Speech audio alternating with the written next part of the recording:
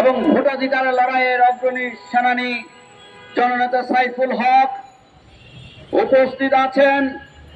পার্টির রাজনৈতিক পরিষদের অন্যতম সদস্য জননেত্রী বন্নি শিখা জামালি, আজকের এই সভার সভাপতি এবং ঢাকা মহানগর কমিটির সভাপতি মীর মুফাজ্জল হোসেন মুস্তাক সহ পার্টির বিভিন্ন স্তরের নেতা কর্মী এবং সাংবাদিক ভাই ও বোনেরা,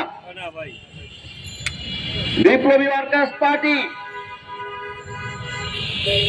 সারা দুনিয়ার নিপীড়িত মানুষের পাশে দাঁড়িয়ে গত 21 বছর লড়াই সংগ্রাম অব্যাহত রেখেছে।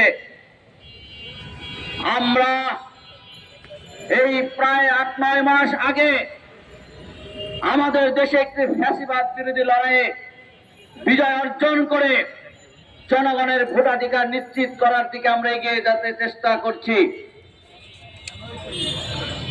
অনেকদিন ধরেই ওই ফিলিস্তিনের গাজা সহ ফিলিস্তিনের উপর ওই জায়নবাদী ইসরায়েলের আক্রমণ, হামলা, বোমা নিক্ষেপ অব্যাহত আছে। সেখানে হাজার হাজার শিশু, নারী, সাধারণ মানুষকে হত্যা করা হচ্ছে। খাদ্যের অভাবে বিভীষিকাময় জীবন যাপন করছে তারা।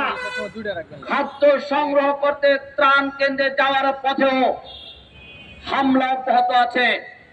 সেই ইসরায়েলকে বাঁচাতে, ইসরায়েলকে সমর্থন করতে ওই সাম্রাজ্যবাদী মার্কিন সাম্রাজ্যবাদ তার সমস্ত সমরাস্ত্র দিয়ে, অর্থ দিয়ে ইসরায়েলের হামলাকে সফল করার চেষ্টা করছে।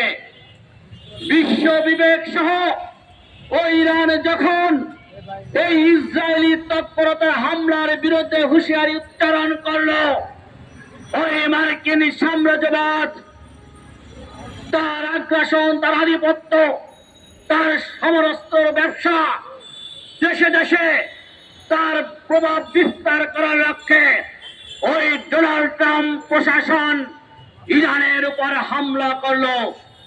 গত 21 জুন কি অজুহাতে? ইরানে নাকি পারমাণবিক শক্তি, পারমাণবিক অস্ত্র আছে, তার অজুহাতে ইরানের 3টি পারমাণবিক অস্ত্র আছে সন্দেহ করে 3টি স্থাপনায় হামলা করলো। আমরা এই হামলায় দেখতে পারলাম ওই প্রতিষ্ঠানগুলি ধ্বংস হয়েছে বটে, সেইখানে কোনো পারমাণবিক অস্ত্র বা পারমাণবিক কোনো কিছু পাওয়া যায়নি।